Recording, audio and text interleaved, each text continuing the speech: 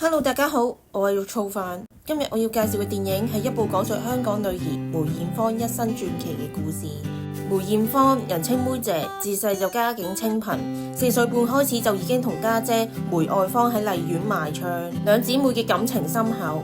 大個咗之後嘅妹姐擅長唱中低音，學識咗唱日語歌曲，令到自己嘅演唱生涯更加多樣化，更加有辨識度。喺一次嘅機緣巧合之下，妹姐同埋梅愛芳得到咗華星唱片公司音樂監製黎小田嘅賞識，參加咗無線電視同埋華星唱片公司合辦嘅第1屆新秀歌唱大賽。梅愛芳不幸喺第1輪淘汰賽落選，反而妹姐就順利進入決賽。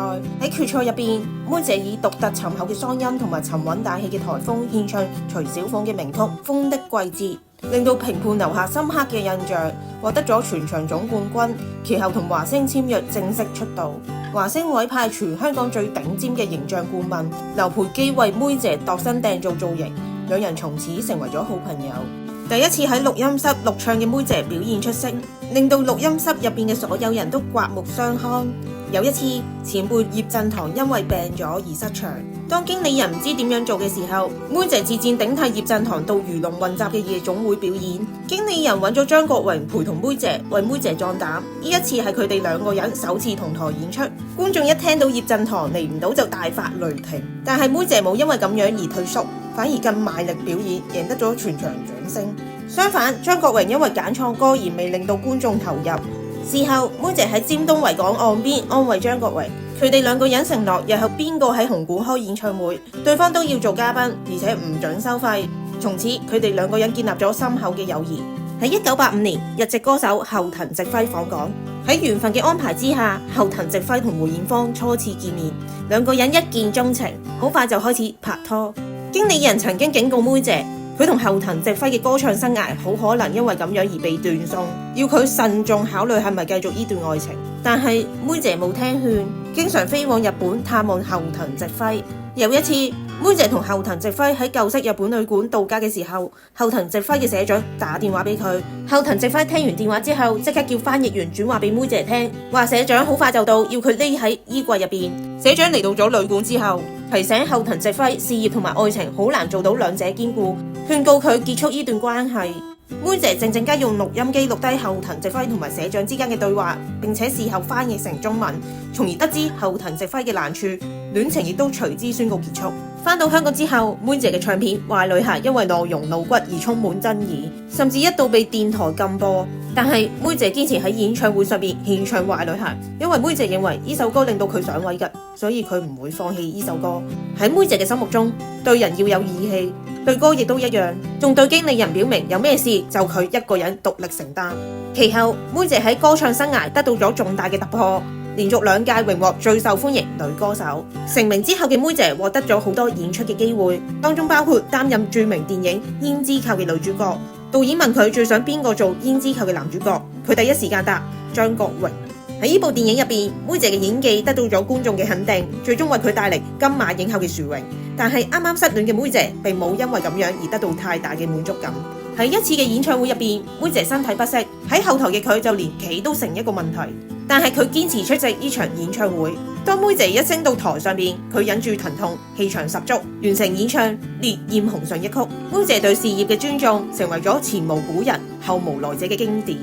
喺1991年，妹姐嘅家姐梅愛芳出嫁，妹姐做佢嘅伴娘。妹姐本來都好替家姐高興，但係後嚟又因為自己喺感情上邊一直都冇着落而呷家姐醋，一直都悶悶不樂。雖然妹姐嘅感情道路並唔如意，但係佢嘅事業一直都一帆風順，無論喺電影或者喺歌唱上邊都取得好大嘅成就。喺1992年，妹姐同埋周星馳主演嘅《審死官》令到妹姐獲得最佳女主角嘅提名，演技再一次得到肯定。有一次，妹姐嘅朋友喺夜場慶祝生日，期間黑社會大佬邀請佢拍戲同埋獻唱，但一俾佢拒絕。黑社會大佬一怒之下冚咗佢一巴。當時妹姐嘅男朋友林國斌出手暫時平息咗呢件事，但係由於得罪咗黑社會，生怕黑社會尋仇嘅妹姐同埋林國斌走到去泰國曼谷同埋清邁避風頭。呢段時間，妹姐遭到片商嫌棄，唱片滯銷，經歷事業嘅最低潮。喺泰國度過咗大半年之後，妹姐選擇同林國斌分手，並且翻返去香港。由呢段時間開始，一心想回饋社會嘅妹姐致力公益，為流浪者派飯，亦都去中國大陸興建學校。喺一次訪問入邊，嘟嘟姐問妹姐：你估1997年會喺邊度呢？我會喺香港，一定。回歸之後嘅香港經歷咗好多嘢，包括1997年荔園結業、1998年金融風暴等等。喺2000年，梅愛芳患上咗子宮頸癌逝世。喺情緒上邊，妹姐受到嚴重嘅打擊。3年之後，非典型肺炎爆發，多名醫護人員同埋市民感染病毒死亡。就喺呢個時間，妹姐同埋家姐一樣，亦都患上咗子宮頸癌。妹姐將呢件事話俾劉培基知，但係千叮萬囑佢唔可以俾張國榮知道。冇幾耐之後，張國榮話俾劉培基知佢患上咗抑鬱症，但係同樣地千叮萬囑佢唔可以俾妹姐知道。可惜嘅係，張國榮最後因為抑鬱症而選擇喺2003年嘅愚人節跳樓身亡，令到妹姐嘅情緒再度陷入崩潰。喺疫情穩定落嚟之後，妹姐喺香港大球場發起名為1:99嘅演唱會，眾多明星喺舞台上邊激情演唱，所有籌到嘅錢都捐俾非典型肺炎康復者，幫香港人打氣。妹姐嘅生命開始進入倒數。喺生命嘅尾聲，妹姐去咗日本見後藤直輝最後一面。佢哋兩個慨嘆：如果當初再勇敢一啲，結果可能有誤。返到香港之後，病入膏肓嘅妹姐唔理眾人嘅反對，堅持要舉辦一場演唱會。喺離世之前嘅45日，妹姐喺紅館順利舉行最後一場演唱會。喺台上邊，妹姐着上劉培基為佢設計嘅一件婚紗，並且慨嘆自己曾經着上幾次婚紗，但係每一次係真正屬於自己嘅。妹姐決定喺呢個時候選擇嫁俾觀眾、嫁俾音樂、嫁俾舞台，並且強調光陰好短暫，勸喻在座各位要珍惜當下。妹姐挺住虛弱嘅身子，為大家演唱最後一曲《夕陽之歌》，然後轉身同觀眾講拜拜。